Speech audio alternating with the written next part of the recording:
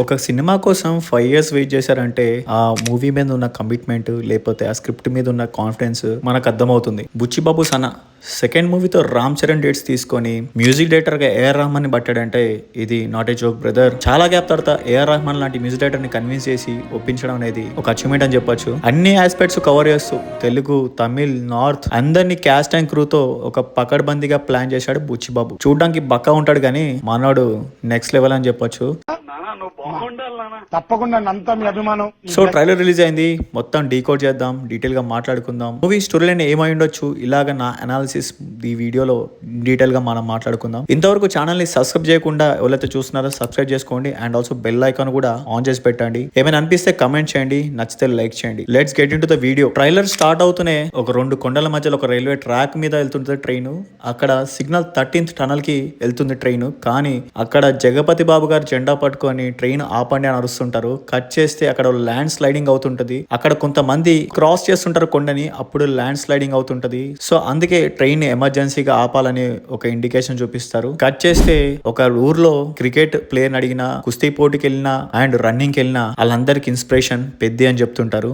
అక్కడ బొమ్మన్ ఇరానీ గారి character introduce చేస్తారు. ఆయన ఊరికి సెలక్షన్స్ కోసం వచ్చి ఉండొచ్చు. అక్కడ ప్రతి ఒక్క ప్లేయర్ బ్యాక్ స్టోరీ కోసం ఆయన డీటెయిల్స్ తీసుకున్నప్పుడు పెద్ద అనే క్యారెక్టర్ ని మనకి ఇంట్రొడ్యూస్ చేస్తారు. రామ్ చరణ్ ఇంట్రో షాట్స్ కనిపిస్తాయి, క్రికెట్ ఆడుతూ కుస్తీ పోటీ పడుతూ అండ్ రన్నింగ్ లో కూడా కొన్ని షాట్స్ చూపిస్తారు. అప్పుడే బొమ్మన్ ఇరానీ గారికి ఒక మాస్ ఎలివేషన్ డైలాగ్ తోని పెద్ద క్యారెక్టర్ ఇంట్రొడ్యూస్ చేస్తారు. పెద్దగాడు గుళ్ళో దేవుడు కాదు గ్రౌండ్ లో దేవుడు అని ఒక మాస్ మసాలా డైలాగ్ తోని నాకు తెలిసి పెద్ద ఫ్లాష్ బ్యాక్ ఓపెన్ చేస్తారేమో. ఆ డైలాగ్ తోని మొత్తం ఫ్లాషెస్ తో రామ్ చరణ్ లుక్స్ రివీల్ అవుతాయి మనకి. ఆ ఫ్లాషెస్ మధ్యలో రామ్ చరణ్ గారు ఒక డైలాగ్ వస్తుంది, ఆటే నా పొగరు అని. సో ఇక్కడ క్యారెక్టర్ ఎస్టాబ్లిష్మెంట్ మొత్తం చేసేసారు బుచ్చిబాబు గారు. తన ఆట మీద గాని తన మనుషుల మీద గాని ఎవరైనా ఏమైనా చేస్తే ఆటతోనే సమాధానం ఇస్తాడు మనవాడు. సో ఆటను నమ్ముకున్నాడు, ఆటతోనే సమాధానం ఇస్తాడు. తనకి ఏదైనా గానీ ఆటతోనే చెప్పాలనుకున్న సమాధానం చెప్తాడు. సో ఆటే తన పొగరు. కట్ చేస్తే జాన్వీ కపూర్ క్యారెక్టర్ రివీల్ అవుతుంటది. సో ఇక్కడ జాన్వీ కపూర్ గారు ఒక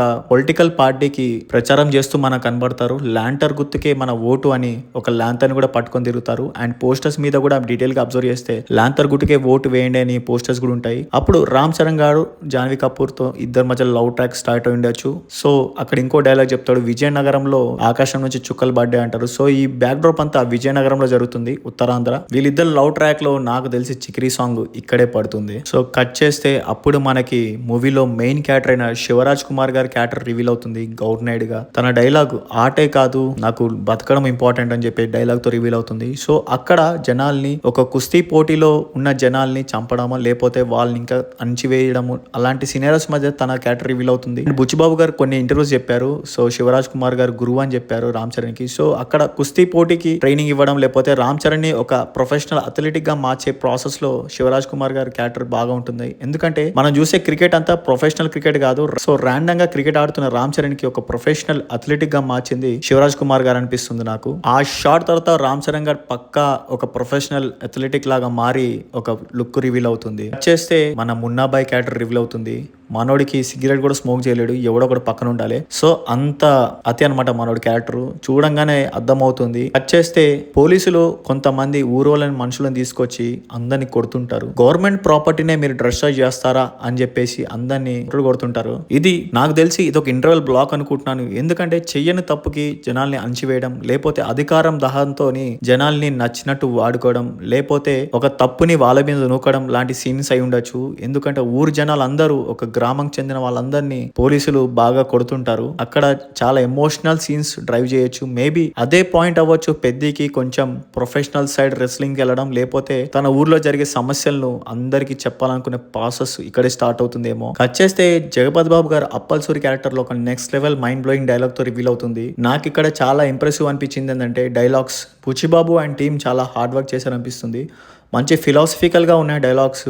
మనుషుల పట్ల ద్వేదాల్ని చూపించడం, ఒక మనిషి పట్ల పవర్ లేకపోతే మనీ ఇలాంటి ఫ్యాక్టర్స్ ఎలా డిఫెండ్ అవుతాయో ఈ క్యారెక్టర్ చెప్పే డైలాగ్ పైన చాలా ఇంట్రెస్టింగ్ అనిపించింది. మనం అందరం ఒకే భూమి మీద ఉన్నప్పుడు మీరున్న చోటు విలువ ఎక్కువ, మేమున్న చోటు విలువ తక్కువ అనే పాయింట్ ఒక హైలైట్ చేసి అడగడం అనేది చాలా ఇంట్రెస్టింగ్ అనిపించింది. అంటే పెద్ది వాళ్ళందరూ ఊరు మనుషులు ఎక్కడైతే ఉంటారో వాళ్ళందరిని తక్కువ చేసి చూడడం, లేకపోతే వాళ్ళందరినీ అణిచివేయడం లాంటి సీనియర్స్ కి అప్పల్సూరి క్యారెక్టర్ ఎత్తి చూపించేది, లేకపోతే అప్పల్సూరి క్యారెక్టర్ పోరాడే విధానము చాలా ఇంప్రెసివ్ అనిపించింది. ఒక రెబల్ మోడ్ ని అప్పల్సూరి క్యారెక్టర్ అడాప్ట్ చేసుకున్నట్టు అనిపించింది. అంటే సమస్యను అప్పటిదాకా పెద్ది దాకా వెళ్ళి ఉండదు.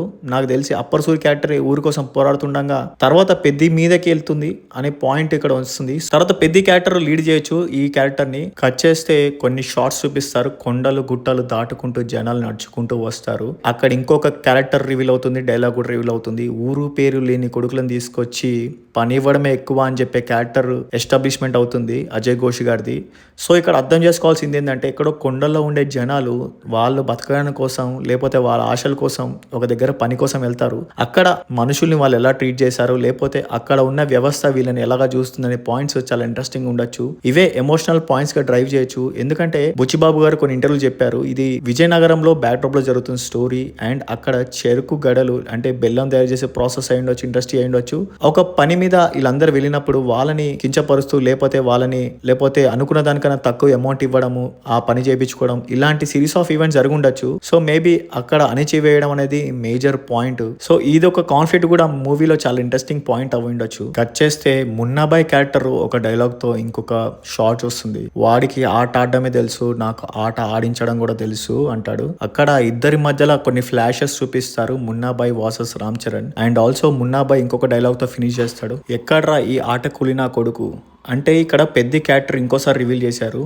పెద్ది ఒక కూలోడు తన ఊరు నుంచి ఇంకొక ఊరికి వచ్చి, లేకపోతే ఇంకో టౌన్కి వచ్చి పని చేసుకుంటూ ఉంటాడు. ఒక రోజు కూలీలాగా పని చేసుకునే వాడికి అప్పుడప్పుడు క్రికెట్ మ్యాచ్ ఆడినా, లేకపోతే ఇంకెవరో ఊర్లో ఉన్న మనుషులు తనను తీసుకెళ్లి ఆడిపిస్తే తనకు వచ్చిన డబ్బులతోని తను జీవనాన్ని సాగిస్తుంటాడు. సో ఇదే క్యారెక్టర్ ఇన్స్పైర్ చేసిందని చెప్పారు బుచ్చిబాబు గారు ఒక ఇంటర్వ్యూలో చెప్తూ. పెద్దరాజు సంథింగ్ ఏదో పెద్ద అనే క్యారెక్టర్ అక్కడ ఇన్స్పైర్ అయిందంట. తను రోజు కూలీ చేసుకుంటాడంట. కాకపోతే అక్కడ ఊర్లో ఉన్న జనాలు, అరే నువ్వు రారా నాతోని క్రికెట్ ఆడు, లేకపోతే ఈ రోజు కూలీ నీకు ఇచ్చేస్తాను అంటే అప్పుడు ఆ పెద్ద క్యారెక్టర్ ఆడేదంట. సో అక్కడ ఇన్స్పైర్ తీసుకొని ఈ పెద్దిలో కూడా అలాగే పెట్టుంటారు. కూలీ చేస్తూ ఒక ఆట ఆడుతూ వచ్చిన పైసలతోని తను లైఫ్ స్టైల్ ని ముందుకు తీసుకెళ్తా ఉంటాడు. కట్ చేస్తే కొన్ని ఫ్లాషెస్ వస్తాయి మున్నాబాయ్కి, రామ్ చరణ్ కి. అండ్ ఆల్సో ఒక ఇంటెన్సివ్ ఫైట్ పోలీసులతో జరుగుతుంటుంది. చనిపోయిన శవాన్ని పోస్ట్ మార్టం చేస్తూ సంథింగ్ ఏదో ర్యాప్ చేసి పెట్టేస్తే దానిపైన కూర్చుంటాడు మన పెద్ది.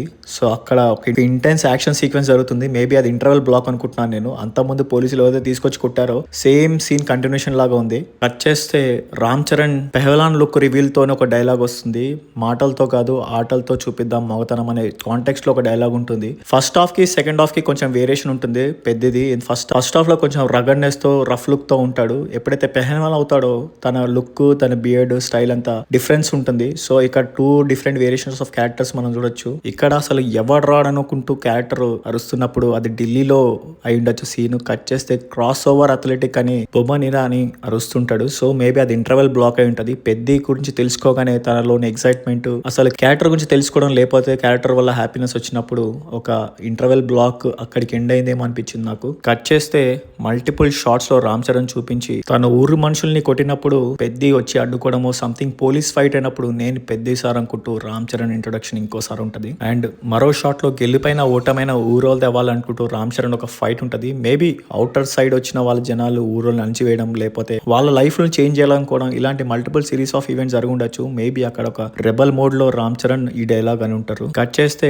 ఢిల్లీలో రామ్ చరణ్ షార్ట్స్ కొన్ని పడతాయి. నేను ఆడలేదు పోరాడని అంటాడు. అసలు పోరాటం దేనికి, ఎందుకోసం అనే సిరీస్ ఆఫ్ ఈవెంట్స్ మేబీ మనకి సెకండ్ హాఫ్ లో యాక్చువల్ పాయింట్స్ రివీల్ అయ్యి ఉండొచ్చు. కట్ చేస్తే మల్టిపుల్ షార్ట్స్ చూపిస్తారు. తన ఊరి వాళ్ళు కొండలు దాటుతూ వాళ్ళు చేసే కష్టాన్ని మొత్తం ఫ్లాష్ షార్ట్స్ లో మనకు చూపిస్తుంటారు. అప్పుడు కట్ చేస్తే పెద్ది అనే టైటిల్ పడుతుంది అండ్ ఒక CG షార్ట్ తోని మూవీ ట్రైలర్ ఎండ్ అవుతుంది. సో చెప్పాలంటే ఓవరాల్ ఒక వెరీ ఇంట్రెస్టింగ్ స్టోరీ అనుకుంటున్నా. ఎందుకంటే ఊరి సమస్య రావడం, హీరో దానికోసం పోరాడడం, ఇలాంటి రెగ్యులర్ టెంప్లెట్స్ మనం చూసుంటాం. కాకపోతే ఇక్కడ డైరెక్టర్ కూడా కాదు బుచ్చిబాబు సనా. సో మనోడు తీసిన కాంటెంట్ లేకపోతే తీసుకున్న కాంటెక్స్ట్ చాలా డిఫరెంట్ గా ఉంటుంది. అది ట్రైలర్ చూస్తేనే మనకు అర్థమైంది. ట్రైలర్ లో ఏదైనా ఒక థీమ్ తీసుకుంటారు, కానీ మనోడు క్రికెట్ నుంచి ఒక కుస్తీ పోటీ తీసుకున్నాడు, తర్వాత అథ్లెటిక్ రన్నింగ్ తీసుకున్నాడు. So multiple story lines touch చేస్తూ అసలు ఇంతకీ తనకు ఊరికి వచ్చిన ప్రాబ్లం ఏంటి, తన కోసం పెద్ది ఎలా నిల్చున్నాడు, ఏం చేశాడు, చివరికి పెద్ది ఉన్నాడా చనిపోయాడు చనిపోయాడా మేబీ చూద్దాం. ఇది నా అనాలిసిస్. బట్ లాస్ట్ గా నేను మామూలుగా స్టోరీ అవుటర్ లైన్ ఇంకోసారి చెప్పడానికి ట్రై చేస్తాను. ఇది ఒక నాన్ లీనియర్ స్క్రీన్ ప్లే. అంటే బొమ్మన్ ఇరానీ గారు ఊరికి వచ్చినప్పుడు, అంటే బొమ్మన్ ఇరానీ గారు ఒక ఊరికి సెలక్షన్స్ కోసం పోతారు స్పోర్ట్స్ లో. అక్కడ ఎవరిని చూసినా పెద్ద అనే పర్సన్ ని తీసుకొని స్పోర్ట్స్ ఆడుతుంటారు. అసలు ఇంతకీ పెద్ద ఎవరు అని కనుక్కున్న క్రమంలో మన ఫ్లాష్ బ్యాక్ పెద్ద స్టోరీ రీల్ అవుతుంది. సో ఒక విజయనగరం బ్యాక్ డ్రాప్ లో ఒక దగ్గర పని చేసుకున్న కూలీ పెద్ది. సో తను ఏ సమస్య వల్ల, ఏ ప్రాబ్లం వల్ల నేషనల్ లెవెల్ కి వెళ్లాల్సి వచ్చింది, ఇంతకే ప్రాబ్లం ఏంటి, ఆ ప్రాబ్లం ఎలా సాల్వ్ చేశారు, అక్కడ ఉన్న పొలిటీషియన్స్ లేకపోతే అక్కడ ఉన్న పెద్దందారులు తనని ఎలా అడ్డుకున్నారు, వాళ్ళందరినీ కాదని పెద్ది తన చెప్పాలనుకున్న మాటని చెప్పాడా లేదా అనే పాయింట్ ఈ మూవీలో మనకి సెకండ్ హాఫ్ ఎమోషనల్ డ్రైవ్ చేస్తుందని చెప్పారు బుచ్చిబాబు గారు. సో ఇది నా అనాలిసిస్. మీకు ఎలా అనిపించింది? నచ్చిందా? నచ్చితే లైక్ చేయండి, కమెంట్ చేయండి. మీకు ఇంకేమైనా అనిపిస్తే ఏమైనా రాయండి కామెంట్స్ రూపంలో. Waiting for Peddi and all the best for Buchibabu Sana. నాకు ఇండస్ట్రీలో ఇద్దరు పిచ్చోళ్ళు అంటే ఇష్టం. ఒకడు బుచ్చిబాబు సన్న అయితే ఇంకొకటి శ్రీకాంత్ తోడేలా. ముఖ్యంగా మూవీలో జగపతి బాబు క్యారెక్టర్ చాలా లీడ్ రోల్ అనిపిస్తుంది. చాలా మోటివేషనల్ ఉన్న క్యారెక్టర్. ఆ క్యారెక్టర్ వల్ల పెద్ది ఎలా మారాడనేది ఇంకా ఇంట్రెస్టింగ్ గా ఉండొచ్చేమో. సో ఇది ఏమైనా ఇది just analysis over view trailer చూసినంత వరకు. సో మీకేమనిపించింది కమెంట్ కూడా చేయండి. నచ్చితే లైక్ చేయండి. That's all guys. Thank you.